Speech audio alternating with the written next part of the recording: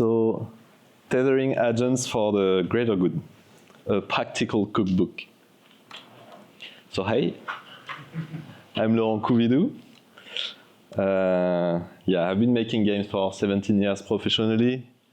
That makes me almost an adult game developer now. I've been working with Ubisoft and Arcane in the past. And nowadays I work with Build a Rocket Boy. By the way, I was told to say we are hiring AI programmers, among others. And we are making Everywhere and also Mind's Eye, because why have only one project? But today it's a wee bit too early to talk about these. So I'm going to talk about past experiences. And especially I'm going to try and define what I mean by tethering. And I'll give a few approaches or ingredients of how you can implement it. So hopefully you can create your own recipes. I like the analogy of game development seen as cooking. It's fun because I don't know if you were attending the talk earlier, but Tim from Guerrilla also had a comparison with cooking. And then I also happen to be the kind of the cook at home. I don't know if what I make is edible, but I enjoy making it. By the way, who is a cook at home here? By hands raised. Lots of folks. So maybe you will understand my points. So what do I mean by tethering? Tethering agents to what? It's figurative. I don't mean really truly putting agents on a leash. I mean restricting their movement to some areas of a game world. So it could be a room, a building, or even a district or a city. And well, we are not doing that out of pure cruelty. Maybe there's a bit of it, but we're doing that for reasons. So I would say 3 areas. One of them is level or mission design. Again, I will make a parallel with another talk. If you attended that one about rain worlds, they were saying they have these 2 enemies, daddies and tubes, that are not playing very well together. The first one eating the other one, so you want to keep them separated. So that could be one very good reason to maintain agents in their own restricted areas. It could be combat design or aggressiveness, aggro management. There is this, if you let agents or enemies free of going anywhere in your game, you can have this effect where the player, if they try and flee their enemies, they will gather NPCs and go to another place where they will gather more, and then you end up with more and more enemies, and it becomes very, very difficult. So for pacing or difficulty management reasons, you might want to let some NPCs go back home, so the player is not overwhelmed. And that's also for performance reasons, like the very nitty-gritty technical side of it. Also, yeah, aggressive enemies are often putting a lot of strain on the resources because they spawn VFXs. They put a lot of stress on the pathfinding. They are very active, so you cannot have too many of them around a player.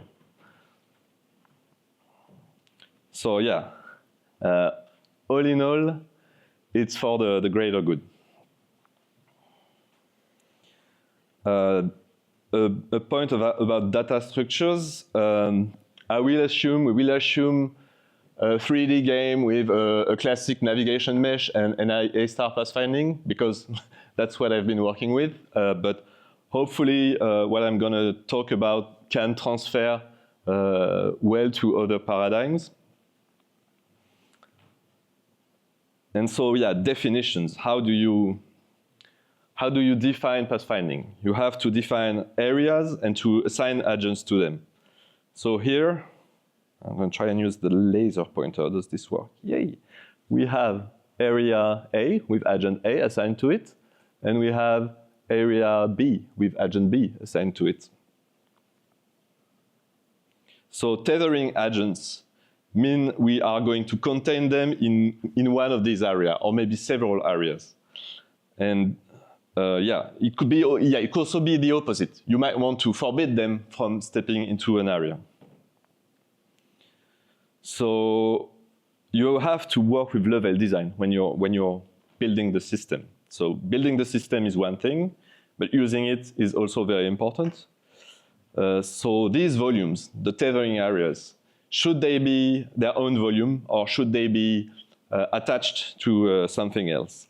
For instance, it could be audio volumes or light volumes or whatever volume your game is using.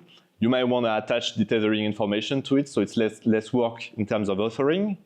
Or maybe your level design team prefers to have separate volumes that can move freely and don't impact everything else. So that's really a discussion you have to have as a team. Who's going to be in charge of placing them? Who's going to be in charge of assigning the agents? How is this done? It's not let's say the programmer role to decide this. You have to be, it's teamwork.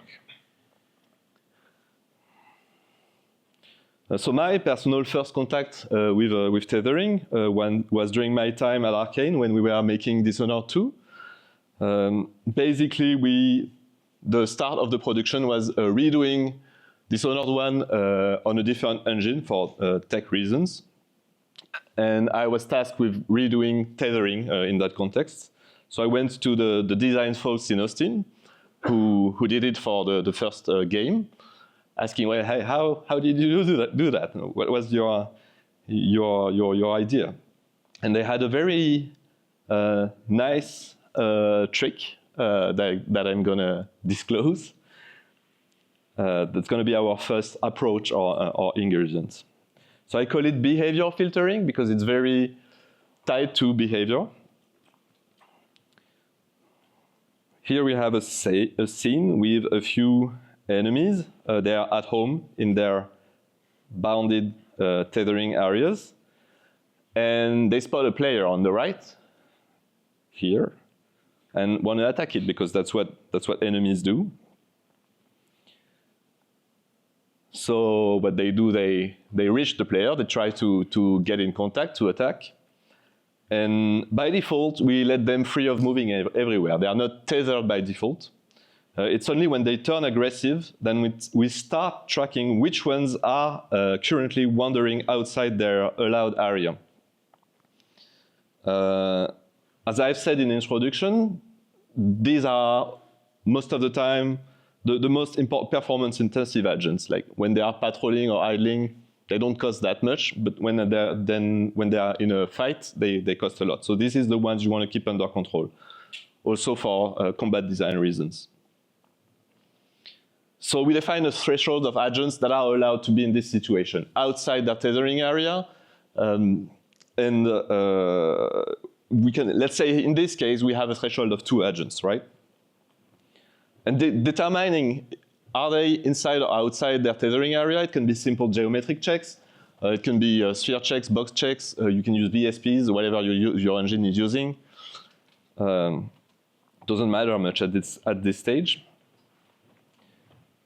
And we wait for a good time to send the NPCs that are in excess. So I set a threshold of 2. So we had 1 NPC in excess, 1 enemy in excess. So we send them back home as soon as we have a good time for it. And a good time for it can be the player moved away and lost sight on the enemies. If you do that, players won't notice. They are in the midst of a fight. They had enemies all around, and some of them disappeared. There's a good chance they won't notice. So it's very subtle, but it allows you to keep your amount of aggressive NPCs under control. And when the NPC is back home, here you may despawn them or let them idle, whatever.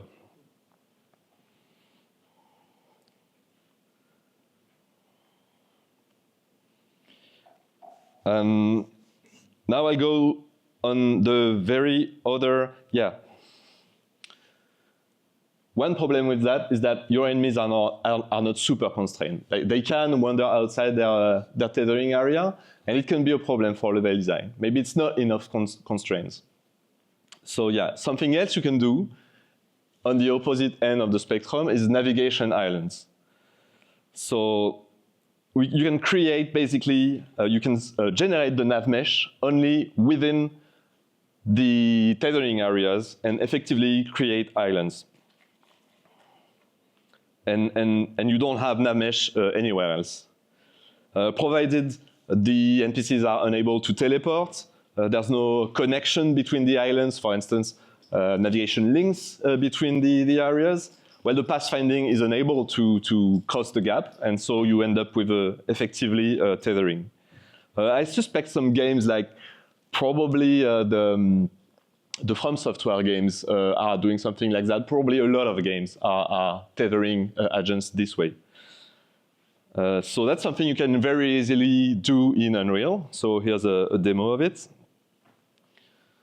So as I was saying, we have two agents in separated islands. They pick random points on the nav mesh. And since there's no connection between the two islands, well, they are effectively tethered to their area.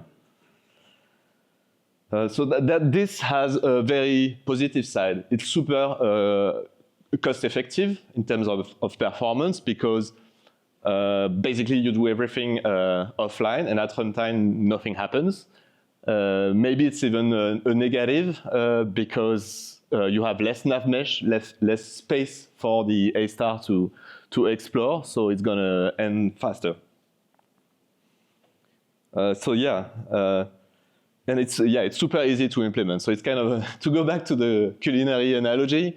It's like the pasta meal. It's very easy, but it's super cool. When you do that, when you do tethering in general, you have to be aware of a very common pitfall. Is what happens with boundaries.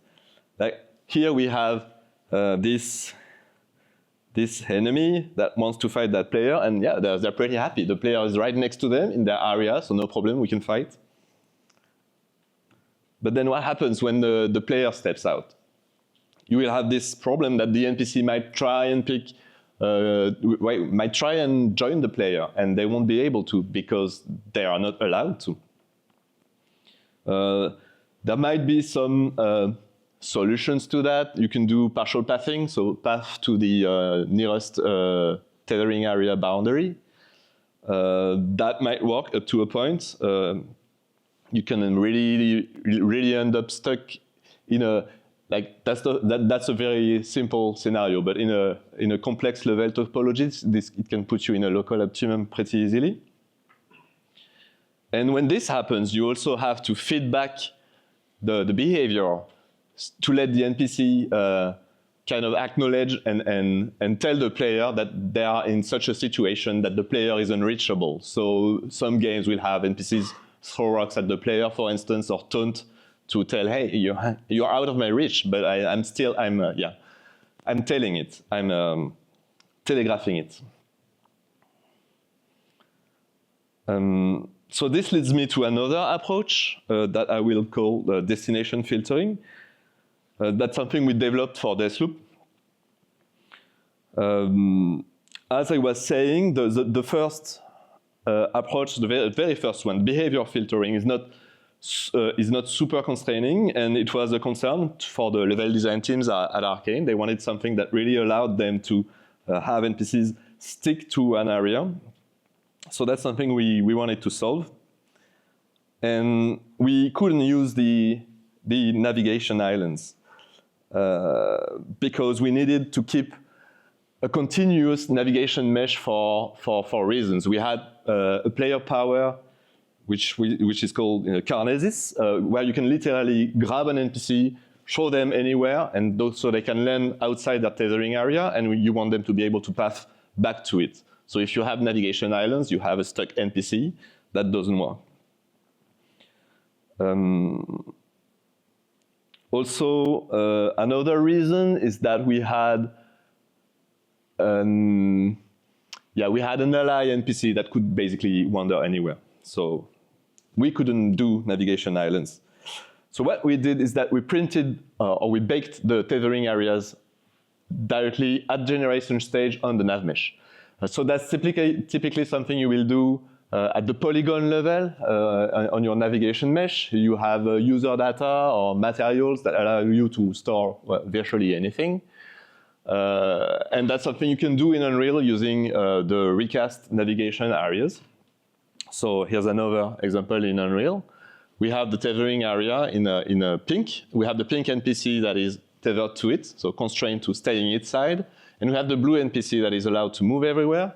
And both NPCs are going to try and follow the white cylinder. So let's say this is a player they want to fight.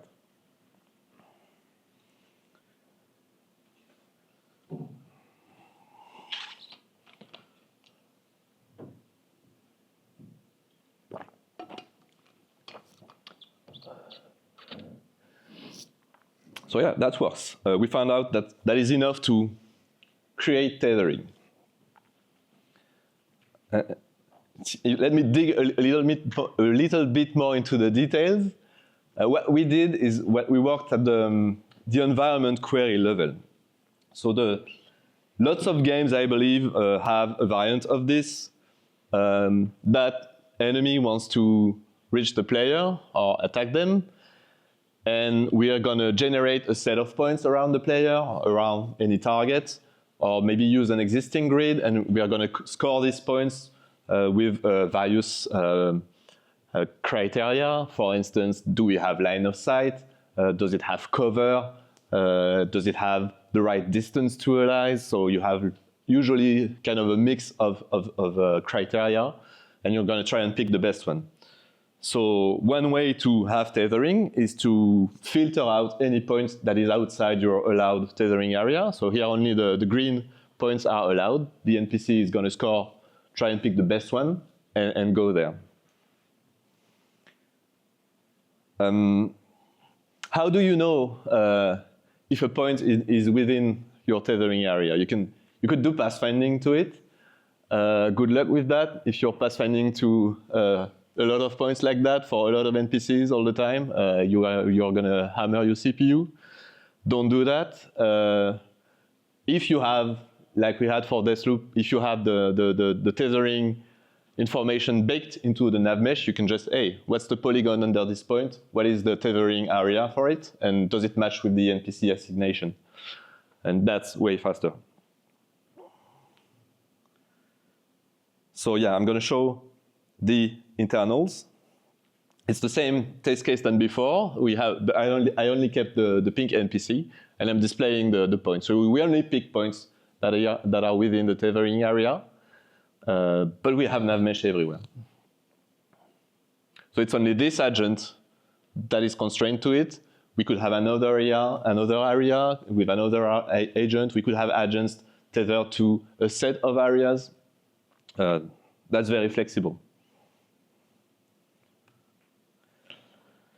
Now, what do you think will happen here? I changed the area, and now it's U-shaped, so we have this gap. Will the agent cross the gap? Let's vote. Hands raised. Who thinks the agent will cross the gap? Raise your hand. And who believes he's going to go around it? Okay. I think we have a majority of wrong. The agent is going to cross the gap. Why is that? We're only working at the destination stage. This is why I called it destination filtering. We're going to try to pick a point near our target, but the pathfinding to it is not constrained at all. So we're able to cross the gap. And well, is that a problem? It depends. It depends on your game design. For us, working on Deathloop, this was okay. Most of our tethering areas were convex. And the level design was okay with NPCs sometimes stepping outside, coming back. As I was saying, we had this power that allowed you to take an NPC and throw them anywhere. So we still needed a way for NPCs to come back. So that was fine. But maybe your game requires something even more constraining. So what you can do is pathfinding filtering. So we do the same as before. Every time we pick a destination, we make sure it's within our allowed areas. But we also check for the tethering restrictions at the A-star level. What does this mean? This means you can do that with a cost modifier. So typically at every iteration of A-star, when you add a new node to the open set, you check, is that node actually allowed for me or not? And if it's not, you discard it or you give it an infinite cost. And yeah, this will make sure the generated paths are always inside your tethering areas. So again, that's something you can do easily in Unreal. And now we have an agent that all nicely runs around the gap. Be careful. If your agents find themselves by accident outside of the tethering area, you want them to be able to pass back in again. So you have to make sure that your cost modifier is directional. You want to forbid the NPC from stepping outside, but you also want to allow them to step inside. And one big downside here is that is very performance intensive. If you're doing tethering checks at each and every iteration of A-star, well, that's a hot function. It's gonna, if you're doing branching, if you're having cache misses at this stage, it's gonna show up in your profiler. So you have to be very, very careful about the processing you're doing there. So one last trick is to season it with bit sets. So yeah, it's not a programmer talk if there's not some zeros and ones. So here, I've assigned bit 0 to the red area and bit 1 to the green one. The nice thing is that it allows for overlapping area if you just combine the bits, because it's a bit set. And the cherry on the cake is that it makes checking if an agent is allowed or not super easy. It's just a bit mask. So here we are checking, hey, is agent A allowed in area B? We bit mask this, we get 0. So yeah, agent A is not allowed in area B. That is not something you can do with Talk Unreal. So I won't give you a demo. It's not a feature request if there's anybody from Unreal in the room, but it's a suggestion. So yeah, now go cook your own. I gave you some ingredients that I've used successfully in the past. You can mix and match them to fit your game. Again, that's very important. How you implement that depends on your game design. And hopefully you can treat your players with a good meal. Small advertisement. That talk, as Gabriel was saying, is kind of the talk version of an article I wrote in Game AI Uncovered Volume 1, edited by Paul Roberts. So there are more details in my article and many more articles from great authors. I think the raffle is ended, so maybe you won it. Otherwise, you can purchase it. So yeah, that's all.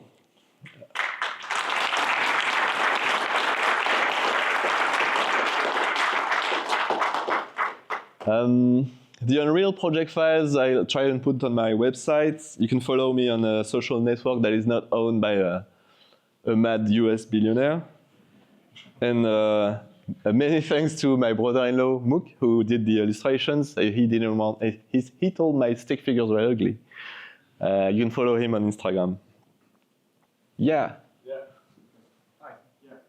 So this is close to my heart. I've worked on this kind of thing at Crytek many years ago, and I'm not sure I ever really managed to get it to stick well with design, but it seemed important to me. I'm curious. Do you think that the solutions that you've presented there are they sufficient? Are they enough? Do you think that there's something more subtle that we should be developing? I wonder now about bringing in, say, an AI director level, which would decide, okay, one of these characters, this is a good time for one of them to turn back, trying to hide this from the player. How much more work do you think? The sky is the limit. It's just a few ingredients. Yeah, an AI director to kind of try and coordinate all this. It's a great idea. We didn't go that far on Dishonored 2, but yeah, so there are a few. There are probably tons of other ways. These are just the ones I know. And I guess in the games that you shared there, did you get any feedback of problems with it, or any kind of regrets of areas that you couldn't really cover well? Well, as I was saying, the approach we had in Dishonored 2 was not constrained enough. So this is what led us to develop the destination filtering for Deathloop. So yeah, we literally changed the system because level design needed something else. So when we were making Dishonored 2, we had the mandate to do gameplay very similar to the first Dishonored, and since Deathloop was a new game, we were allowed to try new things. So now, is there? No, that's it. That's what comes to mind. Thank you. Hey.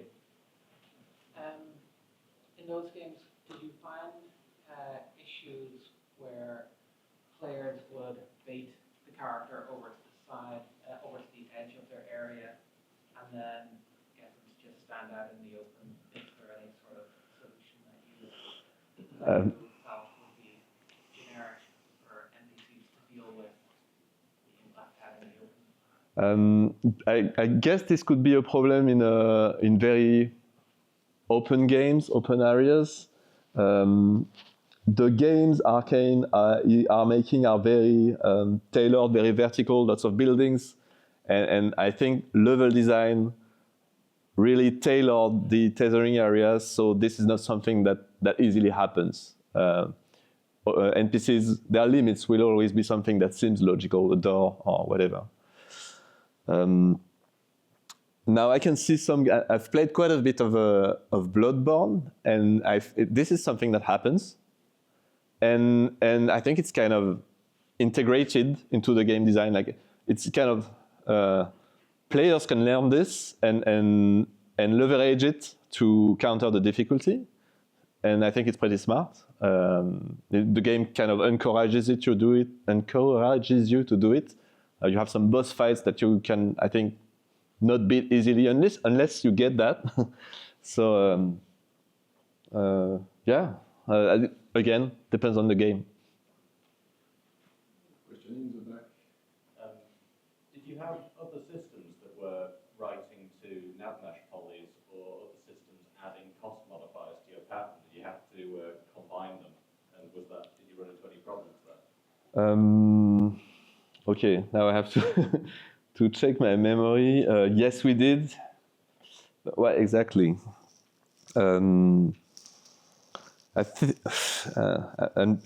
don't want to invent things, but we had a few things. And yes, in a polygon user data or material, you only have so many bits, right? I don't know, 32 or 64. So yeah, if you have more than just the tethering, it might not fit. So you have to have an interaction. There's no other choice. But if you do that, make sure you stick them in a buffer continuously, so you don't hammer your cache.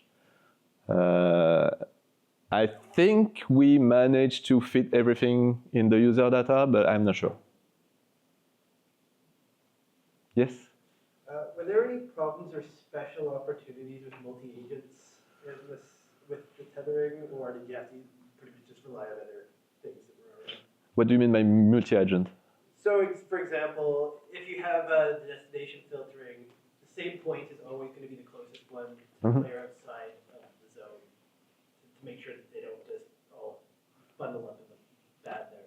Of course, there's lots of other ways, but was there anything in the tethering itself that was an opportunity that you found? Well, typically when you do environment queries, you score a lot of points, and you're gonna have a criteria like distance to allies that prevents you from using the very same point than the others. And if you run out of points because the tethering is too constrained or the player is just too far from any of your allowed areas, then you have to have a fallback behavior. That's what I was saying. You have to have a way to tell your player, okay, these NPCs are stuck, and they acknowledge it, and they switch to an unreachable player behavior. Does this answer your question? Yeah, it seems like you had to pretty much rely on the other things. There was nothing in the tethering itself that helped. Yeah.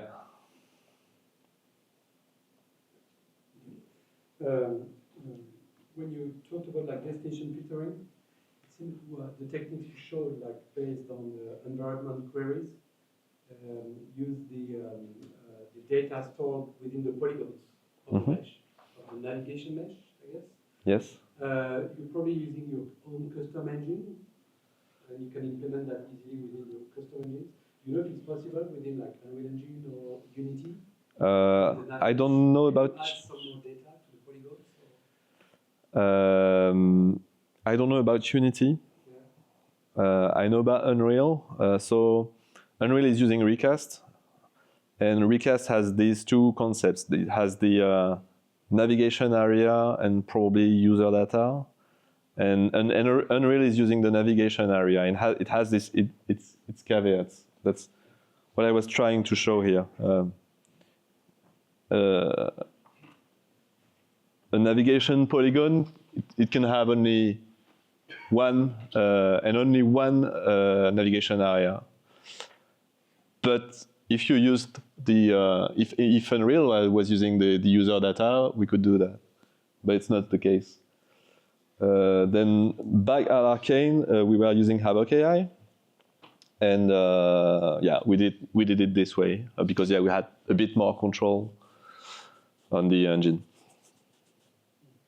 You said Havoc, yeah?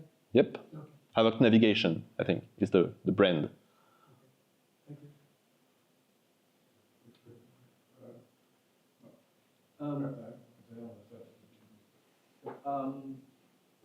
Was there scenarios where tethering essential? Could the games like Dishonored 2 and definitely have been done without tethering to control relentlessness, or is tethering just an essential ingredient? I think it's an essential ingredient, and it's a bit an untold hero of game development, which is why I'm here. Basically, when I had to implement it, I was like, okay, I'll go online and search what is tethering and how does it work. And I was like, zero Google results. Okay, crap, I'm on my own. So yeah. As I was saying, if you the Dishonored levels are super open, you can move everywhere. And everything is connected. So the NPCs, if you don't control them, they can go everywhere, and it ruins the level design. If you want to have a building that a faction defends, and they are supposed to stay there because that's what the story says, well, you don't want them running all the way to the other end of the level. So yeah, I think it's essential. Hi. I work on a game which uses Recast, and we have our own engine as well. And we've come to the same conclusions. We have tagged our geometry to create these filters to prevent things moving where they shouldn't. One thing we haven't solved is unidirectional pathing.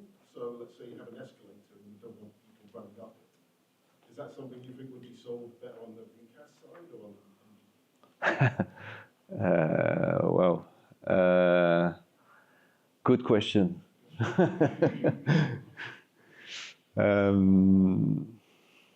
Good question. I don't know, to be honest. Yeah. Let's discuss afterwards. I think we need a few beers, and we can come up with something.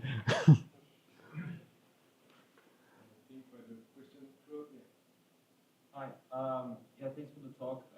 Yeah, I meant to ask you. You pointed out that tethering was shown working with pre-baked information to keep the agent inside an area. But or fire hazard. You want to keep the player away from an area with a dynamic obstacle. Well, you can do dynamic regeneration if you're being relatively careful. And there are, yeah, I guess, yeah, that's the answer. Either you dynamically change the nav mesh, and you kind of regenerate the areas from the changed topology, the changed geometry, the new collisions, or if the objects are small enough, you don't affect the nav mesh. It's basically the balance you have to do usually. If the object big enough to regenerate the nav mesh. But then the tethering areas are supposed to be still there. You have these bounding volumes that are part of the level data. So they will still be there. And when you regenerate your nav mesh, it should take into account that, hey, okay, these polygons within this area, we have to tag them or flag them so we know they belong to this tethering area. Okay. Do I make sense?